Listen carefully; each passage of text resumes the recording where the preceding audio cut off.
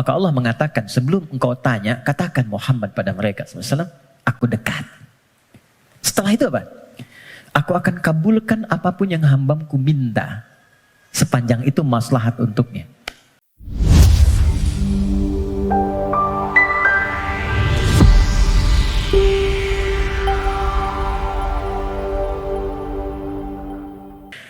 Setiap kita tidak akan luput dari persoalan seperti yang dibahas di pertemuan lalu.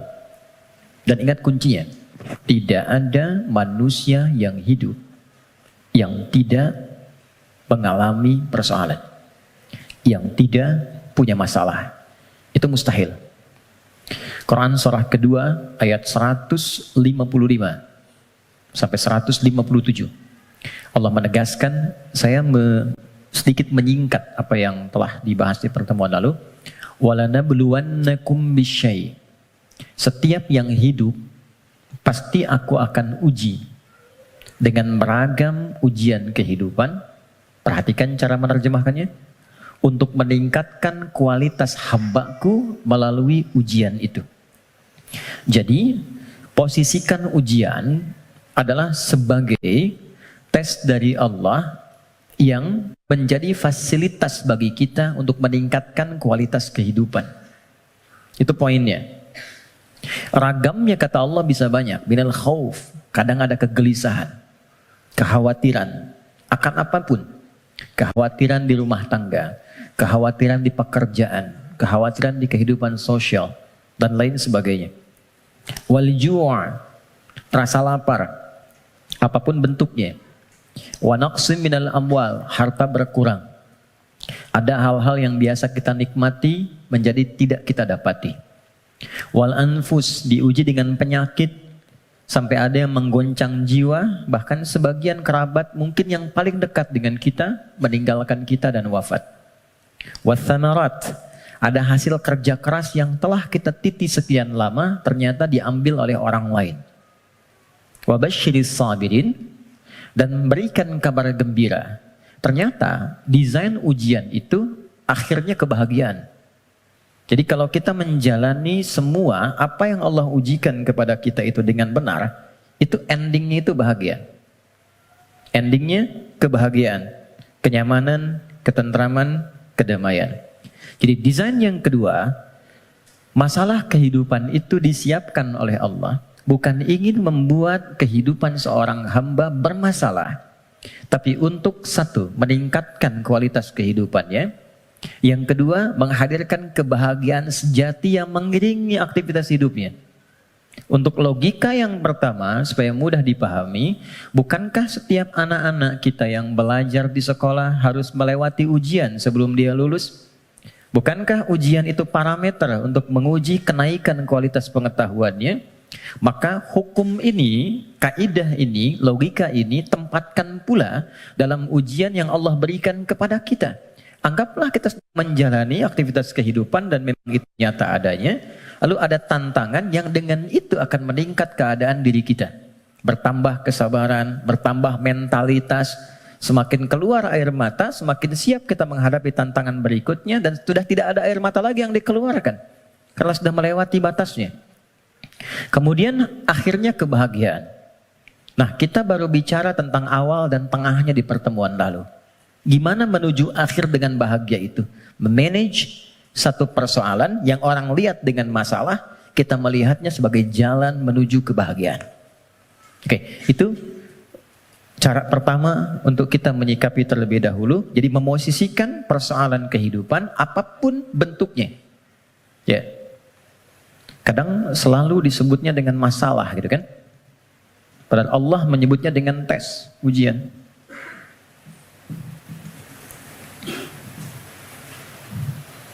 Satu, untuk meningkatkan kualitas hidup. Tadi sudah saya sampaikan bahkan dari sisi logikanya.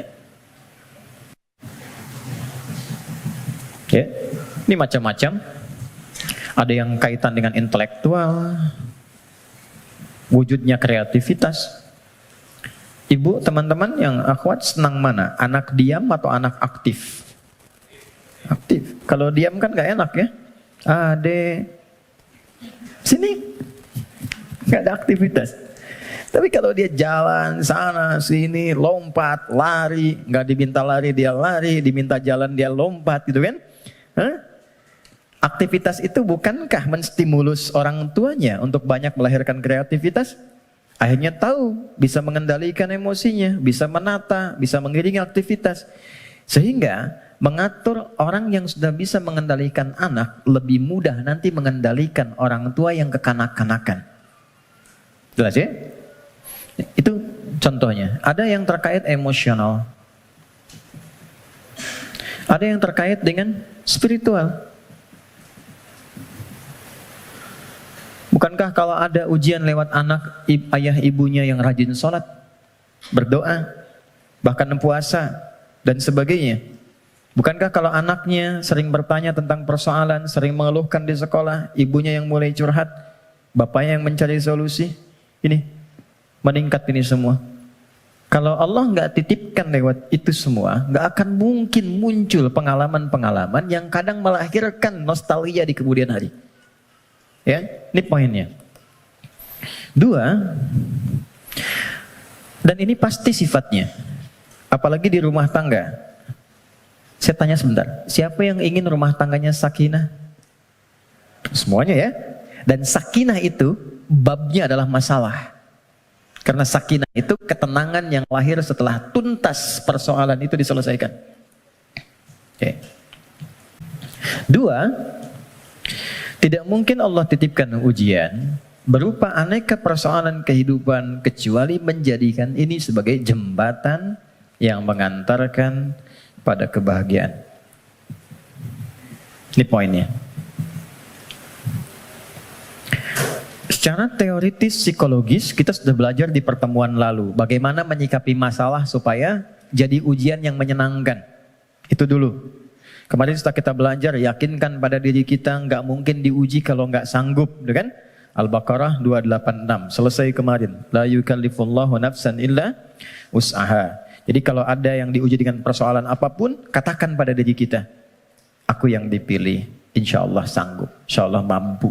Itu dulu. Nanti secara psikologis akan ada kekuatan yang tak kita sadari membuat kita lebih siap menghadapi itu. Itu kaidah Quran. Kedua, inna ma'al usri yusra. Sudah kita bahas ini. Yakinkan pada diri kita, setiap ada masalah, katakan langsung pada diri, pasti selesai. Pasti ada solusinya. Tidak ada masalah yang nggak ada solusinya. 2, kalau ini sudah menyemai dalam jiwa kita masing-masing, jadi sebesar apapun masalah, itu pasti akan jatuhnya ringan. Apalagi kalau dijatuhkan betulan di atas bentangan sajadah. Kan? Itu lebih indah. Itu yang dimaksud Quran surah 12 ayat 85. Innama ashku bathi wa huzni ilallah. Kata Nabi Yakub, aku tuh kalau ada masalah, curhatnya sama Allah. Bukan di media sosial. Dan tidak menyelesaikan persoalan. Anda bikin status, aku nggak menduga ternyata dia begitu, ya. Tapi nggak ada solusinya gitu, ya, nggak ada solusinya. Nah sekarang apa yang tadi kita uraikan telah tuntas kita bahas di pertemuan lalu. Silahkan dilihat kembali di review videonya. Sekarang kita akan masuk ke sini. Bagaimana memanage persoalan menuju jalan menuju kebahagiaan. Teman-teman, setiap orang yang diuji ada masalah pasti butuh solusi. Dalam bahasa Al-Quran, solusi itu dikenal dengan makhraj namanya. Apa namanya? Makhraj. Pernah dengar makharijul huruf? Oke, makharij itu jamak dari kata makhraj. Makhraj. Makhraj itu jalan keluar. Jadi kalau teman-teman misalnya umrah atau haji, ada lewat jalan di atasnya tulisannya makhraj, jalan keluar. Exit, kan? Nah, di dalam Al-Quran, setiap orang yang diuji dengan persoalan kehidupan, itu fitrahnya sudah pasti menginginkan jalan keluar. Ini saya pengen keluar, ini bahasa kiasan. Ini ada tempat penuh dengan masalah, saya pengen keluar. Apa jalan keluarnya? Apa makhrajnya? Kalau kita keluarkan ayat-ayat terkait dengan solusi dari setiap persoalan yang endingnya kebahagiaan, maka kita akan temukan 1. Quran, surah ke-65, Kita mulai dengan basicnya Quran dulu ya, supaya nggak bisa didebat gitu. Kalau teori manusia kan bisa didebat ya, tapi siapa yang mau mendebat firman Allah? Jadi saya mulai dengan Quran, hadis. Jadi kalau hadisnya didebat, Anda mendebat Rasulullah gitu. Baik, oke. Quran surah 65 ayat surah At-Talaq. Akhir ayat kedua, di akhir ayat kedua, di awal ayat ketiga. Dan nanti indahnya kenapa ditempatkan di surah At-Talaq. Ya, bahkan di titik paling nadir pun dari persoalan itu, yang kadang sengketanya, kadang di ujung seakan melahirkan perpisahan dan sesuatu yang tidak diinginkan, itu ternyata masih bisa disisipkan ending yang membahagiakan. Ya, ya kita bacakan ayatnya. Bismillahirrahmanirrahim. Langsung ke ujungnya saja, karena kita agak terbatas waktunya. Wa may yattaqillaha yaj'al lahu makhraja. Satu. Oke. Kalau saya tuliskan kelihatan ya, insyaallah ya. Dan kalaupun belum tampak secara langsung, nanti bisa direview videonya, jadi bisa terlihat lebih jelas. Saya naikkan ke atas. Waman, ini yang saya highlight dulu.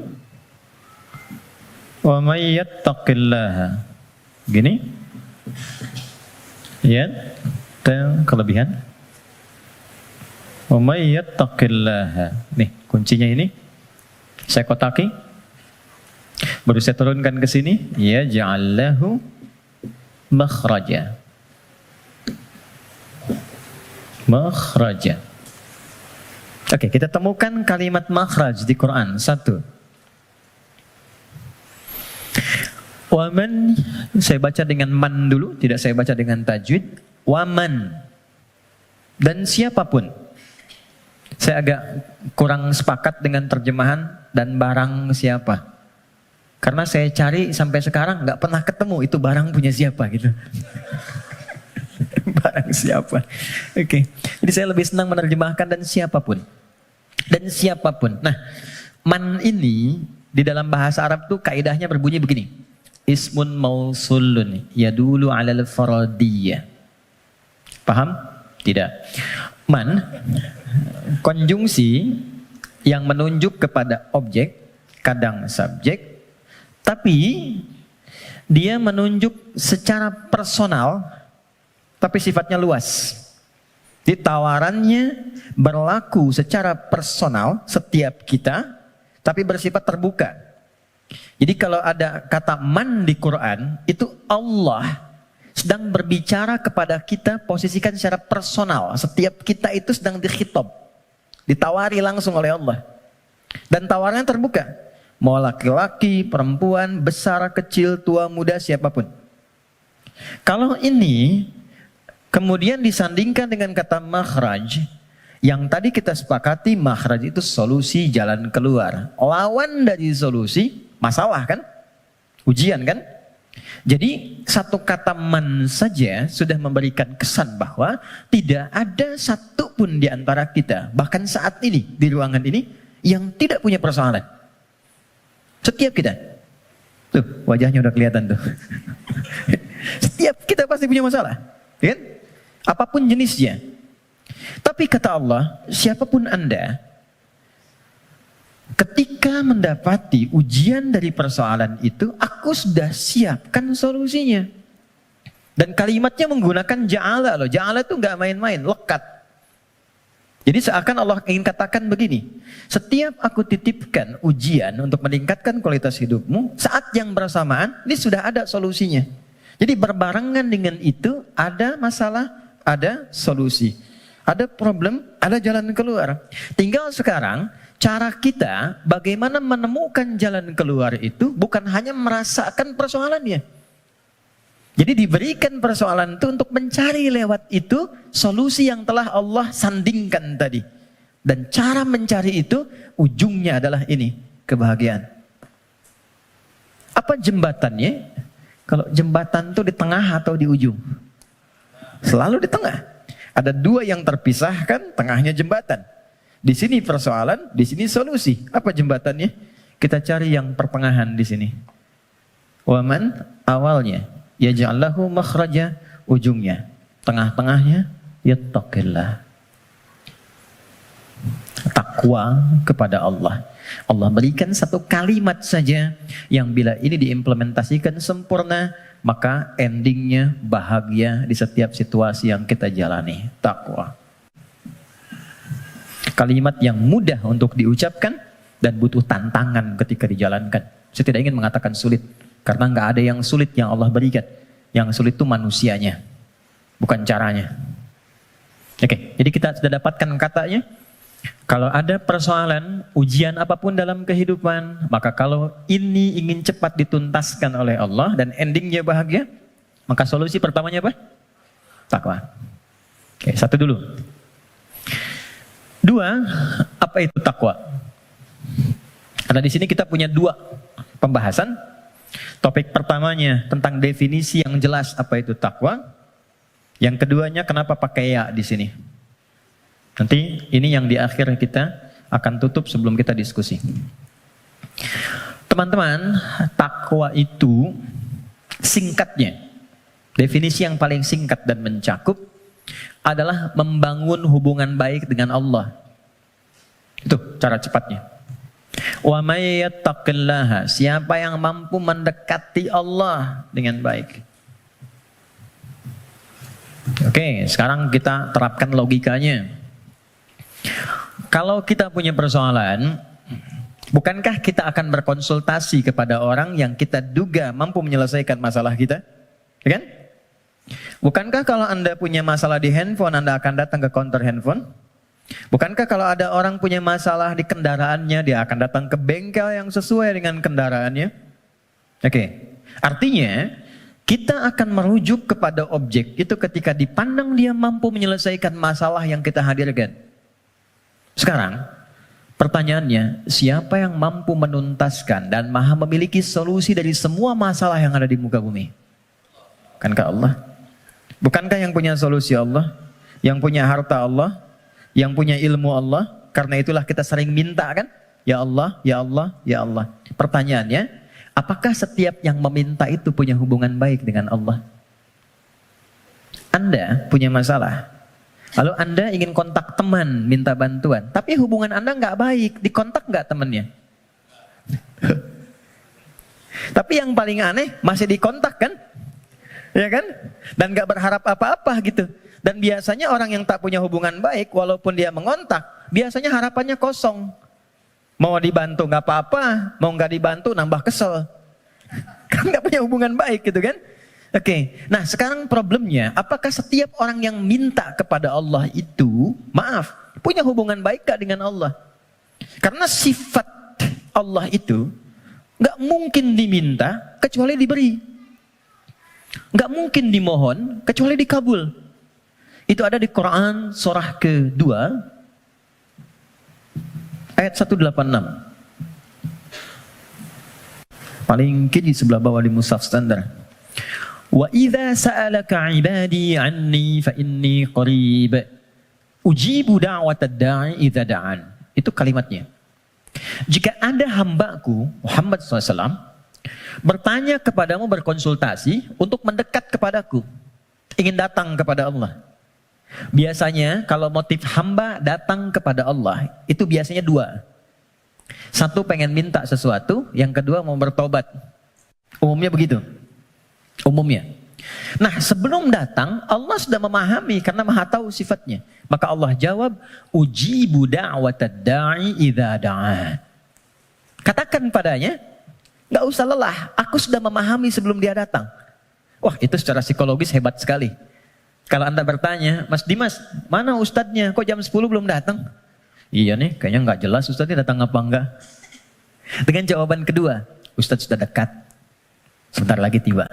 Mana yang menenangkan? Jawaban pertama atau kedua? Kedua. Maka Allah mengatakan, sebelum engkau tanya, katakan Muhammad pada mereka SAW, aku dekat. Setelah itu apa? Aku akan kabulkan apapun yang hambaku minta, sepanjang itu maslahat untuknya. Jadi setiap permohonan itu dikabul. Dan jawabannya menggunakan ya. Lalu kembali kepada saya jadi ujibu. Aku akan jawab kapanpun itu yang sesuai dengan kebutuhan dia. Ya, karena sifat doa itu gini, sifat doa itu mengabulkan apa yang dibutuhkan, bukan memberikan apa yang dimintakan. Karena Allah itu maha pengasih, nggak mungkin Allah ngasih kepada sesuatu yang membahayakan. Ya, kadang kalau memang betul itu maslahat buat Anda, minta, Anda butuh diberi seketika. Tapi kalau sekarang Anda belum siap, mungkin diberikannya 2 tahun, 3 tahun, 4 tahun. Nabi itu minta kiblatnya pindah dari Masjidil Aqsa ke Ka'bah. Kapan dikabulkannya? Setahun 8 bulan. Bayangkan seorang nabi, rasul, manusia terbaik, minta sama Allah, nggak langsung dikabul. Setahun 8 bulan baru dikabulkan. Kenapa? Bukan nabinya, umatnya belum siap.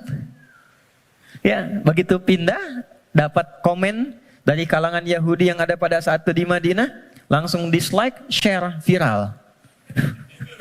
Nggak ada yang subscribe satupun.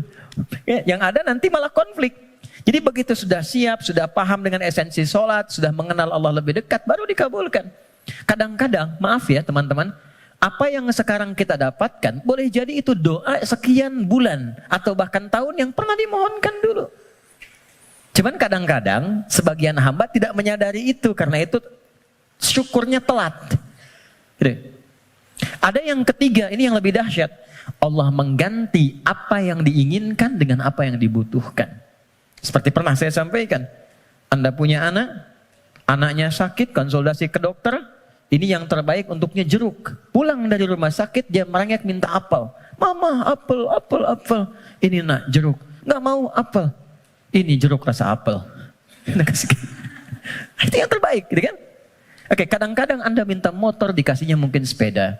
Kadang Anda minta mobil A, dikasihnya mobil B. Kadang Anda mengajukan proyek A, dikasihnya proyek B. Yang ini nggak masuk, yang ini dapat. Jadi sifat doa, itu kalau dimohonkan, diberikan. Kalau nggak cocok di dunia, diberikan di akhirat. Itu sudah janji. Karena itu kita masih ada iman akhirat, jadi masih punya harapan. Yang bahaya itu kalau nggak punya keyakinan tentang akhirat, dia nggak punya harapan. Jadi meninggal aja. Kalau kita masih punya harapan, makanya kita belajar ilmu tentang alam kubur, ilmu tentang akhirat, pengetahuan tentang surga neraka. Kenapa? Supaya memunculkan harapan. Ya, sebab kalau ditanya nanti, kalau meninggal kemana, punya jawaban. Kalau orang yang nggak tahu itu ditanya kemana, meninggal ya meninggal aja. Kalau meninggalnya kan sama-sama meninggal. Halo? Ya, baik. Nah sekarang problemnya adalah, bisa ada orang minta, tapi nggak terkabul gitu. Nggak dapat. Apa problemnya? Maka saya kisahkan hadis Nabi. Teman-teman, thumma dzakara ar-rajula yutilu safara ash'atha aghbara. Nabi mengisahkan seorang lelaki yang menempuh perjalanan panjang. Safar. Sifat safar, ingat ya, sifat safar itu cepat mengabulkan doa. Jadi kalau teman-teman sedang safar, kalau dari segi jarak tuh di atas 82 km dari segi jarak. Tapi kalau dari waktu tempuh yang merubah zona waktu lah setidaknya. Ya, jadi kalau kita misalnya dari sini mau ke Palembang, Papua, Lampung, safar. Tapi ingat, safarnya menuju tempat yang baik. Ya deh?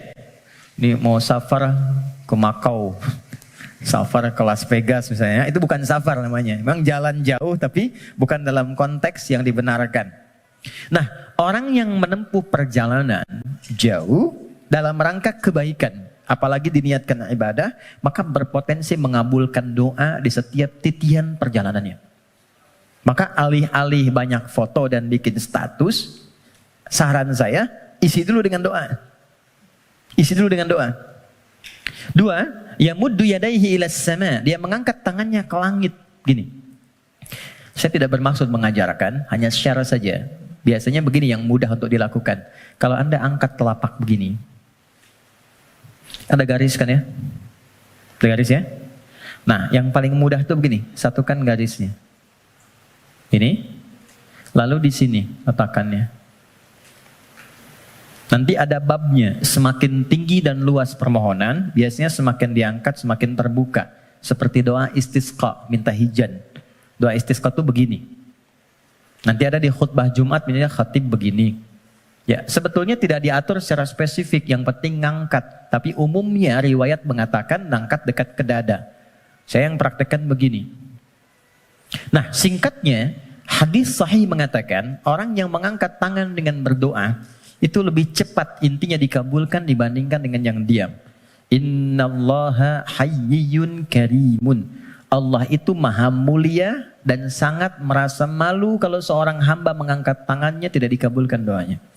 Itu jawaban dari Nabi kepada seorang sahabat yang bertanya, "Ya Rasulullah, kalau ada seorang hamba mengangkat tangan dan memohon kepada Allah, apakah dikabulkan?" Kata Nabi, "Bagaimana menurutmu jika ada temanmu minta kepadamu sambil menengadahkan tangannya begini? Ya, Mas Andrian, tolong sesuap nasi aja." Kalau nggak ngasih malu kan?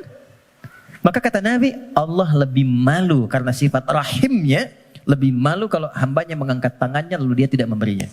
2. 3, ini kunci cepat. Fayaqulu ya Rabb, ya Rabb. Lalu dia bermohon dengan al-asma'ul husna. Cara ketiga, kalau doa ingin cepat dikabulkan, mulai dengan al-asma'ul husna. Enggak perlu semuanya. Pilih satu nama yang sesuai dengan permohonan yang kita ajukan. Contoh, Allah punya berapa nama? Ya, yang dihitung 99. Itu yang disebut dengan Al-Asma'ul Husna. Quran surah ke-17 ayat 110. Ulidu'ullaha. Kalau engkau punya persoalan, kata Allah sebut namaku minta. Awid'ur Rahman. Sebut namaku sang pemberi tanpa batas. Maha kasih yang luas. Ayyamma tad'u, tapi kalau engkau ingin spesifik, falahul asmaul husna, pilih satu nama yang sesuai dengan kebutuhanmu. Contoh, Anda minta untuk dilapangkan rezeki. Sebut ya Allah, Allahnya dulu. Allah. Ya Razzaq. Ya Allah, ya Razzaq. Ya Allah sang pemberi rezeki. Anda belajar atau anak Anda belajar ingin diberikan keluasan ilmu, ya Allah, ya Alim. Pilih salah satu. Nabi Zakaria ketika bermohon kepada Allah, manusia itu berkata, kamu punya keterbatasan, nggak mungkin punya keturunan. Maka beliau menyebut nama Allah sang pemberi tanpa batas. Namanya ya Wahhab. Disingkat dengan Hab. Ya, Wahhab. Banyak persoalan ingin dikuatkan kesabaran, ya Sabar. Ya, jadi kalau Anda mau minta, nggak harus semua disebut. Nanti yang nggak ada, jadi ada. Ya Allah, ya Razak, ya Alim, ya Sabar. Tadinya nggak punya masalah, Anda malah punya masalah, gitu kan? Oke. Dia menyebut ketiganya. Jadi dia mengatakan, ya Rabb, nama ucap untuk pemberian dengan sifat rububiyah. Dia Safar, dan orang ini mengangkat tangan. Apa kata Nabi? Anna yustajabu lidzalik. Ini susah doanya dijawab. Gimana bisa terjawab? Ternyata dia dalam keadaan sedang punya hubungan yang tidak baik dengan Allah. Kata Nabi, mat'amu haramun. Makanan dia sumbernya dari yang haram. Mashrabu haramun. Minumnya yang haram. Malbasu haramun. Pakaiannya dari yang haram. Wa ghudhiya biharamin, dan perangkat hidupnya haram. Saya pegang gelas dari tadi, saya ingin tunjukkan begini. Ini gelas masih terbuka. Gini. Man. Saya bisa masukkan apapun. Spidol, pena, even itu air, dan yang lainnya. Tapi kalau mulai itu tersekat begini, apa yang bisa dimasukkan? Kalau sekatnya masih tipis, mungkin masih bisa ditembus. Sepanjang tajam permohonan, air mata keluar, bermohon dengan lembut dan lirih, masih bisa tembus. Tapi kalau yang menutupnya semakin tebal dan kuat, bagaimana bisa tembus? Maksiat yang membuat kita terhubung, buruk, jelek sinyalnya, koneksinya bahkan terputus dengan Allah, itu yang menjadikan sekat-sekat yang menghambat cawan hati kita untuk menerima pengabulan doa dari Allah Subhanahu wa Ta'ala. Maka tadi saya katakan di awal, bagaimana ada orang punya hubungan yang kurang baik dengan Allah, saat yang bersamaan dia berani meminta. Bersyukurnya Allah punya sifat Rahman dan Rahim yang masih menampung permintaannya dan mengabulkan. Cuman hamba itu yang harus membuka sekatnya dulu supaya pengabulan itu bisa masuk ke dalam dirinya. Jadi sifat Rahman Allah menjadikan doanya tetap dikabul. Cuman mental. Itu maksudnya. Ya Allah Maha Adil, tetap memenuhi janji, diminta diberikan, cuman terpental. Karena apa? Sekatnya belum dibuka. Nah, untuk membuka sekat itu dan dibangun kembali hubungan baik, itu yang disebut dengan takwa namanya. Ya. Bagaimana Anda bisa meminta khusyuk berdoa? Saya kadang-kadang suka mau senyum sendiri. Ada orang berdoa, tapi gerah juga. Minta khusyuk, tapi dia membawa perangkat haram dalam dirinya. Gambar-gambar yang tak pantas, video-video koleksi yang buruk masuk di handphonenya. Kok bisa masuk sakunya saat yang bersamaan dia sholat? Kok bisa? Nggak malu sama Allah. Kan kita mengetahui Allah Maha mendalami segala hal. Allah Maha mengawasi. Lalu ada orang mengumpulkan hal yang haram, bahkan dalam handphonenya, dia masukkan ke sakunya, dan dia masih senang menunaikan sholat. Dan merasa nyaman dengan itu. Apalagi dengan keadaan sadar, dia hasilkan perangkat dirinya, pakaian dari cara yang tidak benar, kemudian juga perangkat dari cara yang tidak benar, kemudian dia diuji dengan persoalan yang Allah ingin bimbing dia untuk mendapatkan jalan keluar yang baik, tapi dia menggunakan itu dan dengan perasaan bangga dia bermohon kepada Allah. Tapi sekali lagi, karena Allah itu Rahman, sayang, kasih, maka persoalan sebesar apapun yang dirasakan dan bagaimana bentuknya, demi Allah saya katakan, pada akhirnya itu adalah jalan menuju kebahagiaan. Kalau bukan jalan kita menemukan kembali harapan cerah untuk terhubung dengan Allah yang membuka kebahagiaan sejati berikutnya, atau memang itulah titik pertemuan dari semua keinginan yang akan dikabulkan. Nah sekarang, bagaimana mewujudkan takwa itu?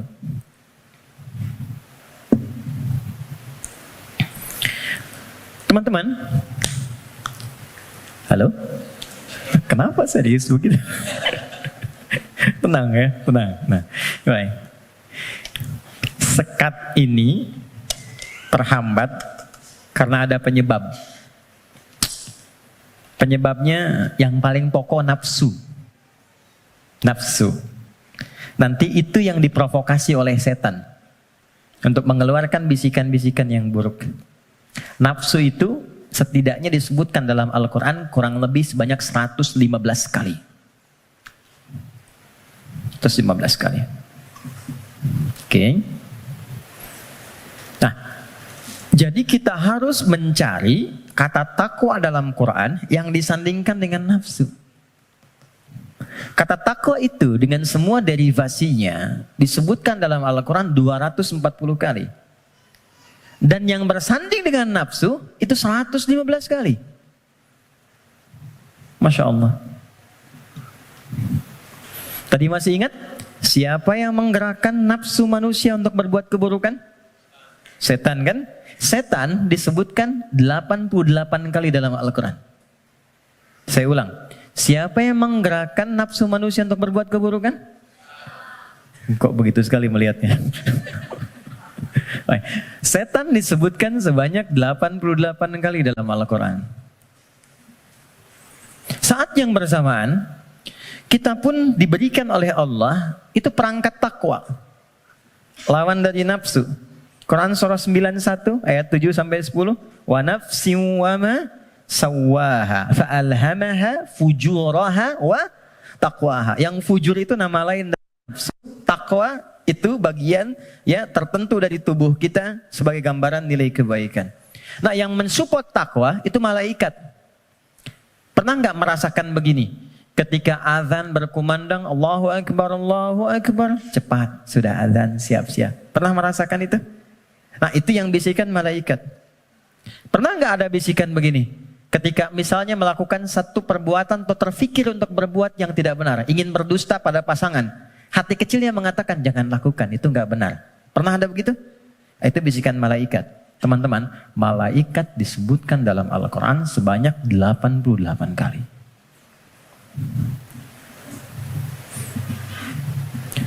Jadi ini automatically bekerja secara bersamaan terus. Jadi kita baru bangun tidur aja, udah ada pengaruh begitu. Ya, harus cepat mengambil keputusan, di mana yang mau diambil.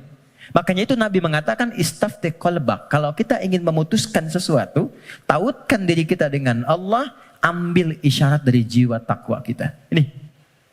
Dari 115 kali ini, yang disandingkan dengan nafsu, maka keluarlah di situ rumusan-rumusan amal soleh, ibadah yang menjadi jalan sekaligus jembatan yang menghubungkan kita dengan Allah. Apa diantaranya? Jazakallah khair. 2, 3, 4. Ya, kita pelan-pelan ya. Buka Quran surah kedua. Ini bagian terakhir kita untuk materi pengantar. Surah Al-Baqarah. Oke. Ayat 1 sampai 5. Quran surah 2, Al-Baqarah ayat 1 sampai 5. Ayat 1-nya pembuka, ayat 2 sampai 4 itu jembatan takwanya, ayat 5 adalah ending kebahagiaannya.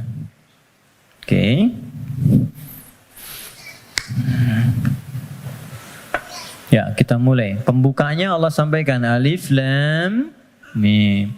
Aku akan berikan informasi dari firman-Ku yang mudah untuk dipahami, mudah untuk dibaca, mudah untuk diamalkan, semudah engkau mengucapkan Alif, Lam, dan Mim. Alif yang keluar di lisan, A dari rongga di sini, Lam sampai di lidah, Mim sampai di bibir. Semudah engkau berucap, semudah itu pula Quran bisa dibaca, dipahami, dan diamalkan.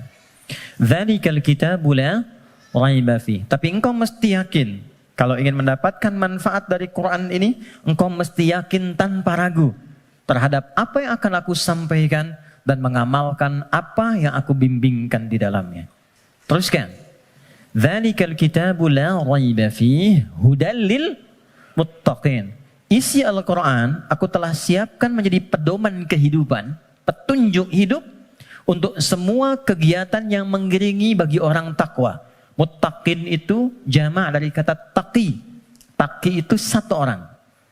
Quran surah ke-19 ayat 12 sampai 15. Ya Yahya khudhil kitaba biquwwah wa atainahu al-hukma sabiyya wa hananan min ladunna wa zakatan wa kana taqiyya. Jadi kalau taqi satu orang. Ya. Misalnya Mas Doni punya anak Hamzah yang bertakwa satu orang, diberi nama Hamzah At-Taqi. Hamzah aku harapkan jadi insan yang bertakwa, misal. Kalau banyakan itu berubah namanya menjadi muttaqin. Kalau menjadi objek muttaqin jadi subjek muttaqun.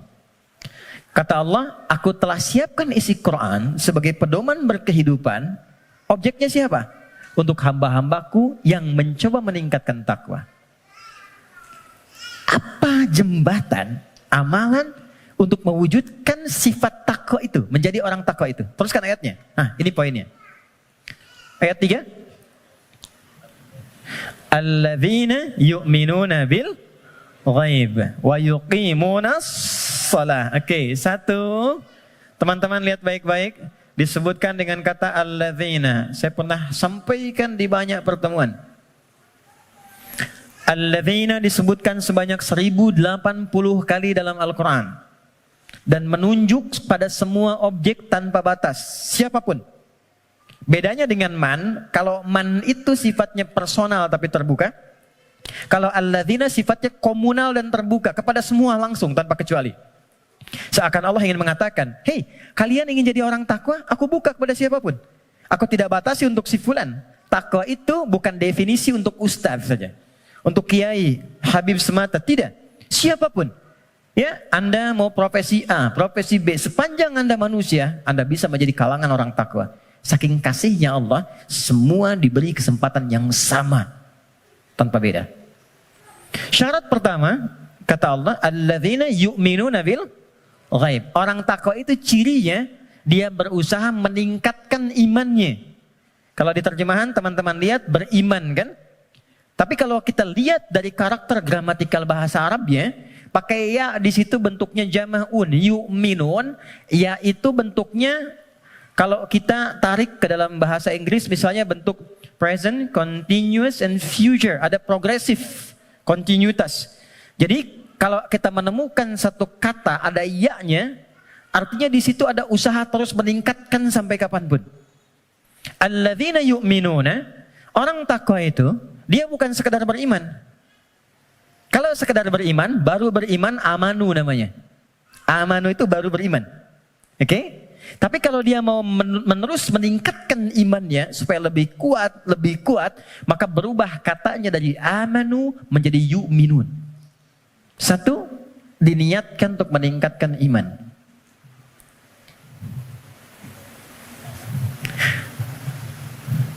Ilustrasinya begini. Tadi subuh jam berapa? 4 lewat berapa? 4 lewat 8. Ada lagi yang lain? 4 lewat 5, 46, 48. Kita ambil 48 ya. 4 lewat 8. Allahu Akbar, Allahu Akbar. 4 lewat 8. Begitu dipanggil, Allahu Akbar, Allahu Akbar, bangun. Sadar ada panggilan, siap-siap untuk menunaikan salat. Jam 4 lewat 8 dipanggil, jam 4 lewat 8 bangun. Itu namanya iman standar. Oke. Bukan kuat, iman standar. Oke. Baik, gini. Teman-teman, kerjanya jam 8. Datang jam 8, standar gak? Standar kan? Ya. Kerja jam 8, datang jam 8, standar ya? Standar. Kalau Anda datang jam 7, itu baru istimewa. Ya, itu baru kuat, bagus. Dipanggil jam 4 lewat 8, Anda siap-siap dari jam 3.30. Nunggu panggilan, kan? Itu kuat namanya. Dipanggil jam 4 lewat 8, nunggu dari jam 2. Istimewa. Ya. Yang sering terjadi itu begini, dipanggil jam 4 lewat 8, baru sadar jam 8 lewat 4. Ya. Okay. Ini problemnya.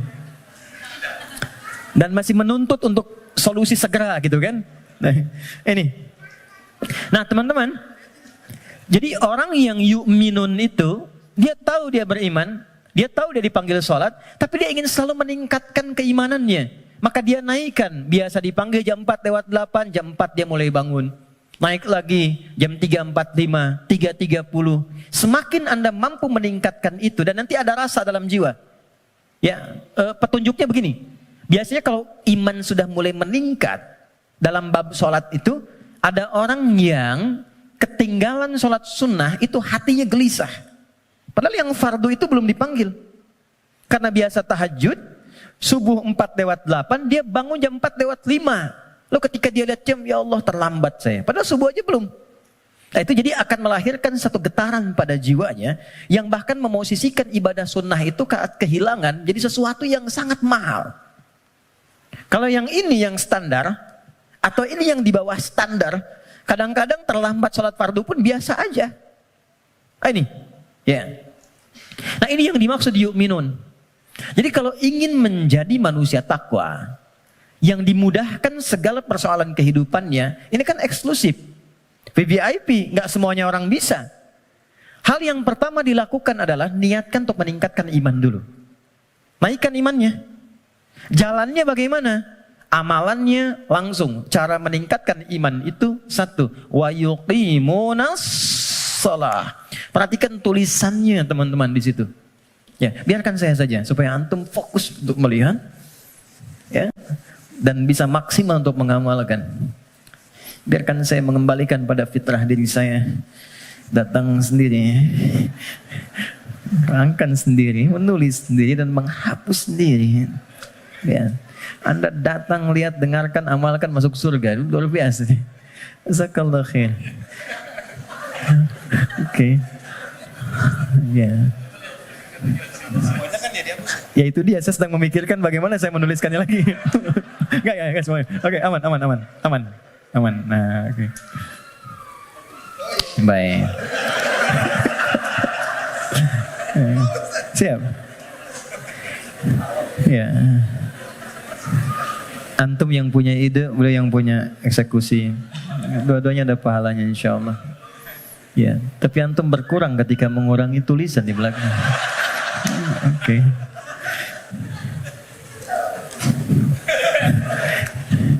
Satu sholat. Sebentar. Oke. Coba lihat di mushafnya, tulisannya mesti begini. Nah, harus begini. Yuqimunas sholata. Nggak boleh beda. Harus begini. Karena nanti ada yang begini. Gini. Ada yang begini. Salawat. Kalau yang begini artinya sekali, tunggal. Kalau yang begini artinya sholat fardu 5 waktu. Contoh Quran surah kedua Al-Baqarah ayat 238. Hafidhu 'alas shalawat. Bentuknya begini. 5 waktu. Kodenya boleh dicatat 24434. Yang 5 waktu 24434. 2 sholat subuh, 4 sholat zuhur, 4 sholat asar, 3 sholat maghrib, 4 sholat isya. Ini. Tapi kalau yang begini itu melampaui yang fardu. Melampaui yang fardu. Melampaui yang fardu bukan tambah bilangan fardu.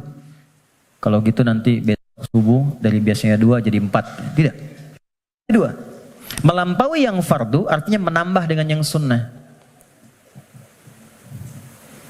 Loh, Anda kan pengen masuk kelas VIP. Kalau kelas tribun biasa kan bayarnya biasa. Nontonnya kan biasa. Ya kan? Tapi kan permintaannya pengen yang spesial. Kalau pengen spesial, ibadahnya pun harus selaras dong. Harus adil, harus sama, harus spesial juga. Makanya tingkatkan dari sekedar yang fardu. Kalau kita ingin membangun jembatan takwa mulai saat ini, maka coba sekarang keluarkan menu-menu sholat sunnah apa saja yang bisa dilakukan. Jangan terlalu ekstrim dulu. Yang penting tahu dulu. Misal, yang siang ada apa saja? Kita mau masuk sholat zuhur misalnya. Sebelum zuhur itu ada sholat sunnah. Ada 4 rakaat. Bisa dibagi 2. 2 rakaat, 2 rakaat. Kalau nggak sempat waktunya untuk 4, bisa 2. Hadis Ibnu Umar. Sebelum asar ada 4 rakaat. Rahimallahu mra'an shalla qabla al-'asri arba'an. Misal, salat mutlak. Malam misalnya ada tahajud. Kita ingin coba bangun tahajud.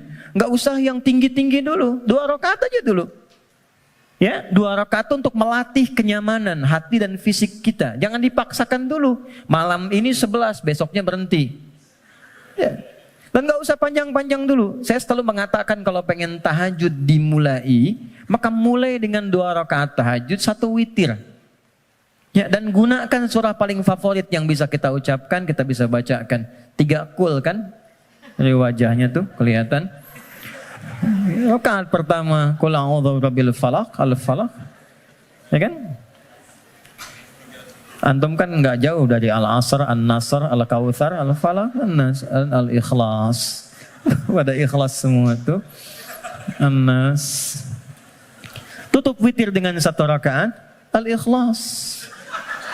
Ikhlas, saking ikhlasnya cuma 1 gitu ya. Oke. Oke. Coba dulu itu. Sampai jiwa kita merasa bosan, nyaman jiwanya.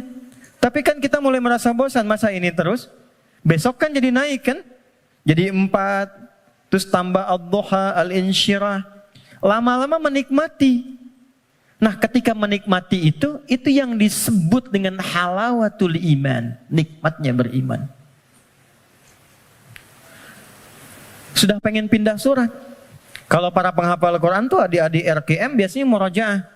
Al-Baqarah, Ali Imran, An-Nisa, biasa. Tapi kalau sudah paham esensi tahajud, yang dibaca itu kadang kalau sudah mengerti surat yang sesuai dengan kebutuhannya. Itu tingkat tertingginya. Misal, sedang ada persoalan yang berat ke jiwa. Nggak harus tinggi-tinggi. Baca rakaat pertama ad-duha, kedua al-insyirah. Kita nggak harus tinggi-tinggi. Dan kita merasakan itu. Pengen membangun hubungan baik dengan Allah. Pengen taubat gitu kan. Pengen mendekat, pengen jadi ahli surga. Baca surat Az-Zumar misalnya. Pengen husnul khatimah. Bacakan surah Al-Fajr misalnya. Ya, akan di penghujung ayatnya. Ayat 27 sampai dengan ayat 30. Ya kan? Sampai terasa kenikmatannya. Itu yang dimaksud dengan wa yuqimunas shalah. Dan tunaikan dengan khusyuk, dengan merasakan itu. Ya, ini poinnya. Jadi untuk menjadi orang takwa, amalan pertamanya apa?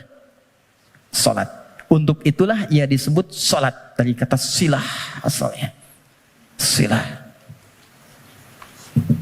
Dari kata wasala yasilu wusulan wasilatan.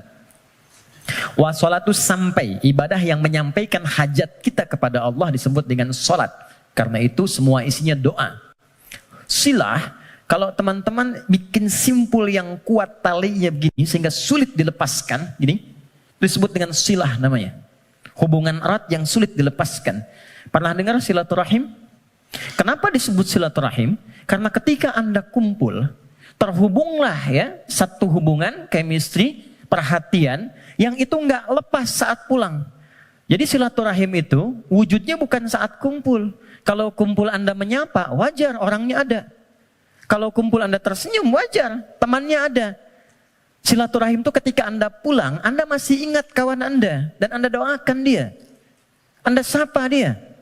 Anda berikan apa yang sanggup Anda bisa sampaikan.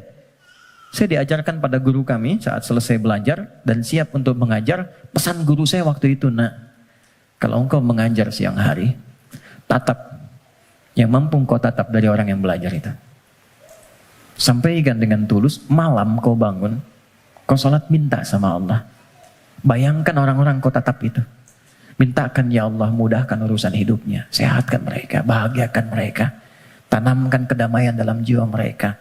Mudahkan mereka untuk memahami apa yang dipelajari. Itu yang menjadikan ilmumu akan bermakna. Gitu. Dan jangan pernah mencari dunia. Karena Allah pasti akan cukupkan. Itu pesan guru kami. Bedakan ketika teman-teman punya anak, kemudian belajar, Anda bayangkan wajahnya. Anda bayangkan keceriaannya. Anda mohonkan kemuliaan kepada Allah. Rasanya akan lain. Gitu.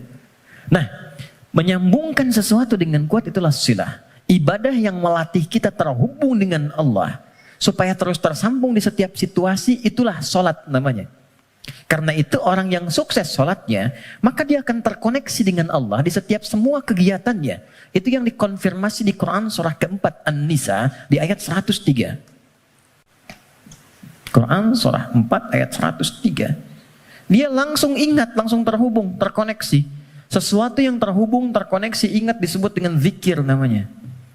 Makanya habis sholat kita zikir kan? Karena boleh jadi saat sholat banyak yang lupa, belum terkoneksi dengan Allah. Ya? Bahkan ada orang yang kata Nabi sendiri mengingatkan, hatta la yash'ural musalli kam raka'atan yusalli. Ada orang yang bahkan gak sadar berapa rakaat sedang menunaikan sholatnya. Waktu subuh tadi berapa rakaat sholat?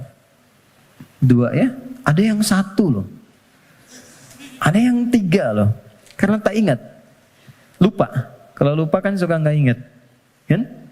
Nah, faidza qadaytumus shalah, kalau Anda telah tuntas mengerjakan salat, fadzkurullah, maka salat yang telah Anda kerjakan itu akan mengoneksikan diri Anda dengan Allah. Qiyaman dalam aktivitas berdiri. Jadi kalau orang benar salatnya, dia berdiri itu ingat Allah, jalan aktivitas dalam berdiri. Jalan ingat Allah. Kalau jalan ingat Allah, mau pakai kendaraan, mau jalan kaki, nggak akan sombong. Karena merasa setiap aktivitas berjalannya diawasi oleh Allah. Keluar dari sini tak akan pernah tertukar alas kaki. Keluar dari masjid gak akan ada yang ketukar sendal. Karena ingat Allah. Mustahil orang ingat Allah, lantas dia misalnya menggunakan alas kaki orang lain. Mustahil. Ya Allah, mana? Ya Allah. Oh, ini, astagfirullah, lupa. Pakai aja. Dia pakai yang paling bagus, padahal dia ke masjid gak pakai sendal. Sekarang kreatif, maksiat tuh udah banyak kreatifnya sekarang. Anda bayangkan, orang berbuat maksiat aja makin kreatif sekarang. Jadi kenapa Anda berbuat baik minim kreativitas? Munculkan. Fadhkurullaha qiyaman wa qu'udan wa 'ala junubikum. Maka duduk pun ingat Allah. Makanya dia bekerja depan komputer, nggak ada yang bisa menambahkan nol, merubah proyek dan sembarangan, tanda tangan di tempat yang tidak jelas. Itulah salat. Nah, ini yang saya katakan di awal, Takwa itu amalannya jembatan yang menghubungkan kita dengan Allah. Tandanya sudah ada ketenangan. Jadi kalau sholatnya sudah enak, akan ada perubahan pada perilaku. Ya, tenang, nyaman, damai. Maaf teman-teman, saya ingin konfirmasi yang tadi saya sampaikan. Yang menjadikan seseorang tergerak berbuat maksiat sehingga mudah diprovokasi setan, itu apanya tadi? Nafsunya kan? Nah, nafsu itu punya dua karakter. Ketika memberikan bisikan keburukan, ammaratum bisu, Quran surah 12 ayat 53. Wa ma ubarri'un nafsi innan nafsa la'ammaratun bisu, bentuknya dua. Satu, bisikan syahwat yang didorong pada perbuatan-perbuatan yang disebut dengan fahsya namanya. Fahsya itu bentuknya penyimpangan syahwat. LGBT, homoseksual, ya, pornografi, porno aksi, kata-kata jorok dan sebagainya, itu fahsya namanya. Nah, semakin bagus sholatnya, itu akan terkontrol, ditutup itu. Jadi merubah perilaku lebih baik. Tekan.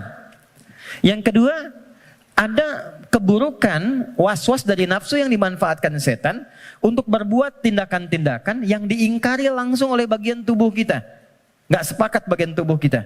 Biasanya nafsunya dari perut dan akal. Mencuri, merampok, gibah, bikin hoax, menipu dan sebagainya. Sesuatu yang diingkari secara langsung disebut mungkar namanya. Jadi ada fahsya, ada mungkar. Maka konfirmasi ini ditetapkan oleh Al-Quran di surah ke-29 di ayat ke-45. Quran surah 29 ayat 45. Perhatikan semua simpul hubungannya. Utlu ma uhiya ilaika minal kitab wa aqimis shalah. Innas salata tanha 'anil fahsya wal. Jadi mengerjakan amalan takwa pertama dengan menunaikan sholat itu bisa mencegah nafsu supaya tidak liar, tidak keluar fahsya, tidak keluar mungkar. Kalau sudah yang buruknya ditekan, maka muncul lawannya yang baik. Nafsu ditekan, takwanya naik. Manusia kan cuma begitu. Ya, yang keluar di lisan itu kan cuma dua. Kalau bukan kata-kata baik, kata-kata buruk kan. Kalau buruknya nggak ada, baiknya keluar. Kalau pulsa kebaikannya banyak, dia yang keluar. Tapi kalau buruknya banyak, baiknya kosong, buruknya naik, baiknya tertekan. Itu aja. Itu yang dimaksud al-imanu yazidu wa yantaqis. Yazidu bitta'ah, yantaqis bil maksiyat. Kalau bermaksiat, naik buruknya. Kalau bertaat, naik baiknya. Ini konfirmasi awal. Maka nafsu dengan sholat bisa ditekan, maksiat bisa dihilangkan, sekat bisa dibuka. Dibukalah sekatnya. Ini. Pelan-pelan. Maka demi Allah saya katakan ya, sejahat-jahatnya kejahatan yang pernah diperbuat oleh penjahat. Sejahat-jahatnya kejahatan yang pernah diperbuat oleh penjahat. Itu akan sirna dan tuntas dengan menunaikan sholat yang benar ditunaikan. Karena itu hal pertama yang dilakukan oleh orang-orang yang ingin membuka lembaran hidupnya dan dia bangun hubungan baik. Demi Allah saya katakan, sholat. Larinya ke masjid. Dan lihat apa yang terjadi. Yang pertama Allah berikan bukan dunianya dulu teman-teman. Bukan dunia. Anda punya masalah, terlilit utang piutang dan sebagainya. Bukan dilunasi utangnya dulu. Tapi ditenangkan dulu hatinya. Nanti dari situ bisa membaca esensi kehidupan. Kemana sebetulnya hidup saya ini? Diajari nanti oleh Allah. Pola hidupmu salah selama ini. Makanya terjebak begini. Apa belum tiba waktunya kau menjadi orang yang baik? Apa enggak lihat orang-orang dulu yang pernah dulu begini, lebih buruk dari kamu, sekarang dia bisa jadi orang baik. Maka ditampakkan kisah si fulan, si fulan, si fulan. Enggak sengaja lihat YouTube keluarnya malah sesuai dengan apa yang kita butuhkan. Dibuka. Nanti setelah sadar keluar air mata tuh. Tenang, lapang, tiba-tiba ada orang datang di samping. Yang sudah lama gak kita kenal tuh. Kata orang teman lama, bro kamu kemana aja? Udah lama. Apa pekerjaan sekarang? Cerita ngobrol, udah ikut saya aja. Pelan-pelan ikut berubah masalah selesai tanpa terasa. Ada yang sedang tobat, sujud. Selesai ternyata husnul khatimah, wafat. Itulah salat. Jadi yang pertama yang Allah berikan lewat ibadah salat itu untuk membahagiakan dulu. Kebahagiaan yang dirasakan setelah tuntas mengurai satu persoalan itu disebut falah namanya. Falah. Karena itulah panggilan salat disandingkan dengan panggilan falah. Dengarkan suara muazin yang nyaring berkumandang itu. Hayya 'alas shalah. Setelah itu apa? Hayya 'alal falah. Itu kalau kita memahami makna falah dengan pendekatan ini, demi Allah saya katakan, tidak ada yang paling indah kecuali kebahagiaan ketika mendengar suara muadzin itu. Itu yang menjadikan sahabat Ali bin Abi Thalib sudah gemetar ketika mendengar suara adzan. Allahu Akbar, Allahu Akbar. Sudah nangis beliau. Saking ingatnya kasih sayang Allah. Tiba panggilan yang saat didengar oleh gunung. Kalau paham gunung itu mengerti bisa hancur saking merasakan nikmatnya dari Allah. Karena saat itu ada amalan yang kalau dosa bisa diampuni, permintaan dikabulkan, masalah diselesaikan. Sholat. Kalau paham dengan ini, gak ada orang meninggalkan sholat. Yang ada pengen sholat terus. Pengen sholat, pengen sholat, pengen sholat. Oke, satu. Saya cepat ya, supaya kita agak waktu untuk diskusi. Dua, wa mimma razaqnahum yunfiqun. Sekarang ada cara takwa menggunakan harta. Saya berhenti 8 menit lagi. Kalau sholat kan nggak bayar ya. Di MRBJ bayar? Nggak ya? Oke, gratis kan? Artinya semua orang bisa melakukan itu. Jadi nggak ada yang bisa ngeles. Ya? Karena nggak ada perangkat lain yang menyertai. Kedua, harta. Harta. Jadi ada skema lewat ibadah fisik berupa sholat. Yang kedua ada skema takwa lewat harta. Ternyata harta itu bukan sekedar kenikmatan yang menjadikan kita nyaman dalam menjalani kehidupan dunia. Bukan semua fasilitas dunia, bukan. Tapi itu juga bisa menjadi perangkat yang mengentaskan solusi dari masalah yang dialami. Apa bentuknya nanti? Ada skema infak, ada skema zakat. Teman-teman hati-hati dengan zakat ya, karena sangat sensitif. Anda sengaja tidak berzakat, maka jadi racun hartanya. Bisa merusak kepada yang lainnya. Itu. Apalagi terwariskan nanti. Jadi makanan dimakan oleh anak atau siapapun, ya harus hati-hati. Infak, itu nilainya tinggi. Infak itu bukan sekedar menghadirkan pahala yang sangat luar biasa. 700 kali lipat paling sedikit.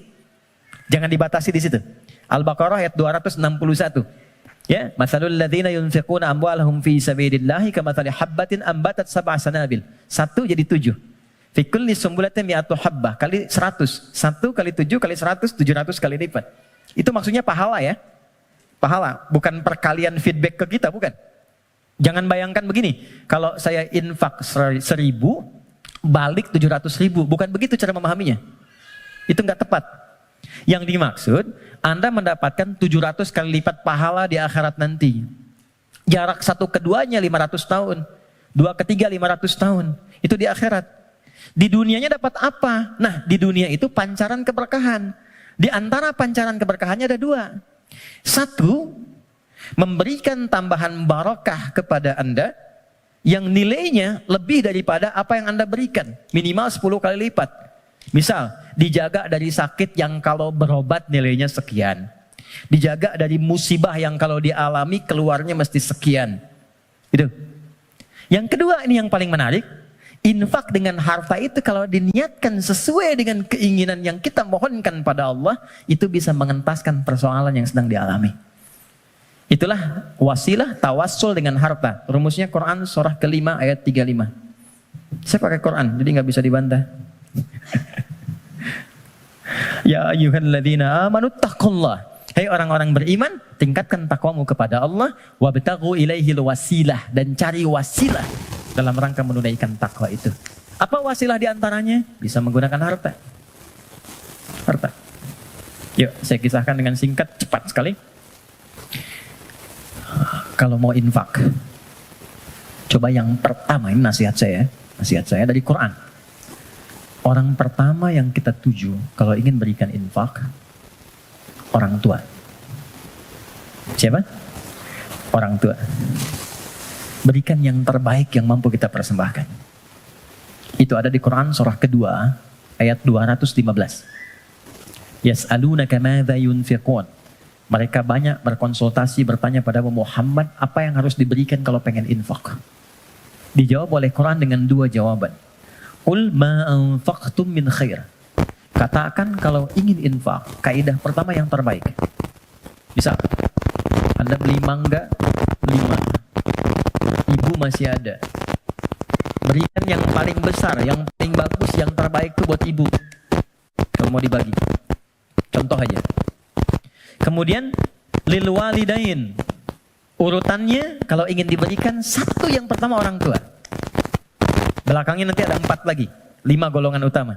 Wal aqrabin, kerabat terdekat. Wal yatama, orang-orang yatim. Wal masakin, orang-orang miskin. Wabnis sabil, orang yang kesulitan di perjalanan. Tapi yang pertama orang tua. Jadi teman-teman, kalau orang tua masih hidup, apa yang bisa dipersembahkan walau tidak diminta. Sedang ada masalah misalnya kan, mohon kebaikan pada Allah, bikin makanan datang pada orang tua, minta doanya. Jadi sederhana tapi dalam, minta doanya. Ada kitab namanya Al-Adabul Mufrad karya Al-Imam Al-Bukhari. Dikisahkan seorang berkonsultasi pada Ibnu Abbas radhiyallahu taala anhuma, pengen taubat, dosanya banyak. Apa jawab Ibnu Abbas? Ibu masih ada enggak? Ada katanya. Udah, pulang aja, berbakti pada ibumu. Sayangi ibumu, buat beliau merasa senang terus. Nanya lagi orang ini, kenapa mesti ibu? Kata Ibnu Abbas, saya tidak pernah mendapati di Quran dan keterangan Nabi yang terbaik dari bakti kepada ibu untuk mengentaskan semua masalahmu. Dikonfirmasi di Al-Bukhari, ada orang sedang bekerja, tiba-tiba hujan turun, dia berteduh masuk ke dalam satu gua. Tiba-tiba menggelinding satu batu besar. Ini kisahnya viral. Nutup mulut guanya. Dari 3 orang ini sepakat, kita berdoa sama Allah karena udah gak mampu dorong. Minta sama Allah, tawasul lewat amal. Dengan amal itu kita mohon supaya dibebaskan dari sini. Amalnya yang dimintakan. Maka sepakat ketiganya memohon. Di antara ketiganya itu, ada orang yang bercurhat demikian, ya Allah, Engkau maha tahu sebelum aku sampaikan. Aku punya ibu ya Allah, yang Engkau maha mengetahuinya. Dan aku bekerja. Tidak pernah aku pulang ke rumah sebelum aku berikan dan aku siapkan susu untuk menu malam ibuku. Dan tidak pernah aku tidur sebelum aku minumkan sendiri susu itu di mulut ibuku. Satu kali, begitu beliau pulang, ibunya sudah tertidur. Maka, beliau tetap membuat susu, dipegang itu susunya sampai ibunya bangun. Dan ibunya sudah sepuh, jadi nggak sadar kalau anaknya itu sudah lama datang, sudah lama nunggu dan berdiri. Ibunya belum merasa tidur, bangun, saya minumkanlah susu itu kepada ibunda tercinta, tanpa pernah cerita sedikit pun bahwa aku sudah berdiri lama di samping beliau. Diminumkan, baru tidur. Ya Allah, jika memang ini menjadi wasilah dari amalku yang bisa menjadikan kami terbebas dari kungkungan batu ini, mohon bebaskan kami dari kungkungan batu ini. Demi Allah, begitu didorong sedikit, keluarlah. Menggelinding. Dan ibu nggak ada batasnya. Cari. Termasuk saya sekarang gitu. Saya kalau mau belajar tuh saya niatkan, ya Allah, untuk memuliakan ibu. Masih hidup. Dan mohon pahala diakhirkan pada ayah untuk menerangi di alam kuburnya. Dan selalu bertambah kebaikan-kebaikan itu. Tambah. 1. Jadi infak. Ya. Coba usahakan ya. Dan gak usah terlalu pengen dilihat dunia. Keluar jam 3, setengah 4. Lihat yang nyapu. Yang lagi dorong makanan tuh. Yang dari semalaman bekerja. Pernah gak teman-teman kalau keluar gitu? Kadang-kadang ada yang dorong sampingnya masih murojaah. Ada yang masih sholat. Saya sering nangis tuh lihat, ya Allah. Ini orang udah banyak praktek, kita banyak ceramah. Ya, lu datang.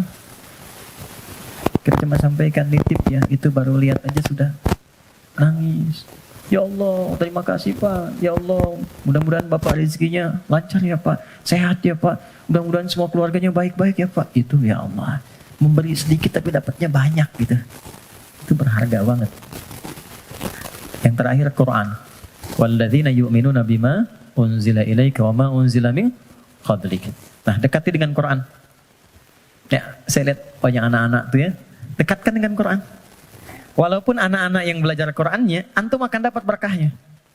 akan dapat kenyamanannya, ketenangannya. Coba tuh, yang di RKM tuh, ya, yang meluangkan waktu dan sebagainya. Memang awalnya lelah, capek, tapi ketika nggak ada libur, ada yang hilang tuh. Nanti ada kenyamanan, ketenangan, kebahagiaan, apalagi pas wisuda dan sebagainya. Tapi yang paling ingin saya sampaikan, ini sudah nyata. Kalau Quran sudah ada di lingkungan kehidupan, maka rumahnya jadi cahaya, ketenangan akan datang. Saya pernah diminta kedutaan Saudi 2018 untuk menjadi Amirul Hajj. Berangkat, mimpin rombongan. Saya kira siapa hampir 500 orang. 2/3-nya anak-anak kecil penghafal Quran. Ternyata yang digendong bapaknya, ibunya, temannya, gurunya. Yang hafal Quran anaknya, bapak ibu yang nabung bertahun-tahun, puluhan tahun, nggak keluar itu dan kuota nggak dapat. Itu berkahnya lewat anaknya. Ada di Jakarta itu di Kemang, disebut nama lah. Ada Fitra namanya. Orang mengatakan terbatas. Bicara lambat, pergerakan, gak bisa jalan, ya normal begitu. Tapi dia menghafal Quran. Setoran. An-Naba berapa ayat? Yang paling menarik, Allah titipkan. Dapat hadiah umrah. Berangkat dengan ibunya. Ibu udah nabung, dah segala rupa. Gak punya biaya. Demi Allah, sampai di Madinah, sampai di Mekah, dari sejak Madinah sampai tawaf di Ka'bah itu di Mekah, ibunya gendong anaknya. Padahal sudah kami kirimkan santri dan juga mutawif untuk gendong itu, ibunya nolak, enggak. Bu, ibu kan yang mengandungnya, udah bawa dia, kenapa sekarang masih digendong juga? Justru saya bersyukur kepada Allah dengan adanya fitrah ini, dialah yang telah membawa saya ke sini. Maka biarkan saya menggendongnya sebagai syukur saya kepada Allah. Ya. Jadi jangan melihat anak Anda punya kekurangan. Gak ada, anak itu semua istimewa. Jangan lihat fisiknya. Jangan lihat perilakunya. Ada keistimewaan yang Allah titipkan di dalamnya. Boleh jadi keberkahan itu di anak Anda. Solusi itu di anak Anda. Bukankah Anda kadang punya masalah lihat anak jadi tenang lagi? Pulang dari kantor lihat anak merajaah, anak menunggu, anak memanggil, Anda ceria lagi. Dekatkan mereka dengan Quran. Gak ada yang paling indah kecuali Anda pulang dari pekerjaan. Dibuka. Anak Anda yang 4-5 tahun tiba-tiba mengatakan, amma yatasa'adun anin naba'il azim. Anda lihat dari belakang. Demi Allah, kecuali Anda mengejarnya. Nunggu di belakang. Anda peluk dia. Dan keluarlah air mata itu. Gak ada yang paling indah. Dan itu mahal. Apalagi ketika anak Anda telepon, Papa. Dia gak bisa berkata-kata. Kenapa anak? Aku telah selesai hafalan 30 juz. Udah. Kontrak sebesar apapun gak akan bisa membeli itu. Jatuh Anda sujud. Kharru sujada. Sujud. Takwa itu simpel. Takwa itu sederhana. Terakhir, saya tutup. Wabil akhirati hum yuqinun. Jangan larut dengan masalah dunia. Ya, sehingga menjadikan Anda meratap. Dan Anda tidak move on dengan kehidupan berikutnya. Ini sebentar, bukan cuma Anda yang punya masalah. Orang lain punya masalah juga. Apakah kebahagiaan yang banyak di masa lalu menjadikan Anda lupa dan habis dengan kesulitan yang hanya sekejap di masa kini? Ada masalah baru 5 menit, Anda hidup udah 50 tahun. Anda lupa dengan kebahagiaan 50 tahun, sehingga habis dengan masalah yang 5 menit. Ingat, kita akan pulang. Kata Allah, bil akhirati hum yuqinun. Ya, yakin dengan akhirat, kalau nggak dapat di sini, di akhirat pasti diberikan. Maka ayat kelimanya, orang yang mampu menerjemahkan takwa dengan kiat-kiat tadi, ulaika ala hudam mir rabbihim wa ulaika humul muflihun. Maka ia akan selalu lekat dengan petunjuk dan lindungan Allah dan kebahagiaan melekat dalam titian kehidupannya. Maka kita teruskan kembalikan dan kita akhiri dengan Quran surah ke-65 di akhir ayat kedua, di awal ayat ketiga yang sudah dibalik tadi di belakang. Yang kita katakan, wa may yattaqillaha yaj'al lahu makhraja. Semakin takwa ditingkatkan, salat naik, infak bertambah, kepada orang tua baik, Quran ditambah, sehari 1 ayat jadi 10 ayat, 1 halaman, 1 juz. Yakin dengan akhirat, yaj'al lahu makhraja. Terakhir, wa yarzuqhu min haitsu la yahtasib. Bahkan nanti pada titik tertinggi, rezeki pun Allah antarkan tanpa sulit dia mencarinya. Sekejap datang. Saya tutup. Wa may yattaqillaha yaj'al lahu min amrihi yusra. Kalau sudah semakin tinggi takwanya, maka diringankan semua ujian hidupnya. Bukan gak punya masalah. Ingat, bukan gak punya masalah. Tapi setiap akan dialami, diringankan dulu sehingga dia merasa seakan tak ada masalah. Padahal dia menghadapi hal yang sama. Ada dua orang berhadapan dengan persoalan yang sama. Yang satu gak ada masalah, yang satu merasa sulit. Kenapa? Karena yang satu sudah mendapatkan keringanan dari Allah Subhanahu wa Ta'ala. Sahabat sekalian, hidup memang tak selalu mudah. Tapi jangan lupa, Allah tidak pernah meninggalkan hamba yang terus berusaha dan berdoa. Saat hati ikhlas, niat lurus, dan langkah kita dibimbing oleh iman, maka satu persatu pintu kemudahan akan terbuka. Semoga apa yang disampaikan Ustadz Adi Hidayat hari ini menjadi pengingat bagi kita semua untuk selalu mendekat pada Allah dalam setiap urusan. Terima kasih sudah menyimak. Jangan lupa untuk terus berbagi kebaikan dengan cara like, share, dan subscribe ya, agar semakin banyak yang mendapat manfaat. Semoga Allah mudahkan setiap langkah kita menuju ridhonya. Wassalamualaikum warahmatullahi wabarakatuh.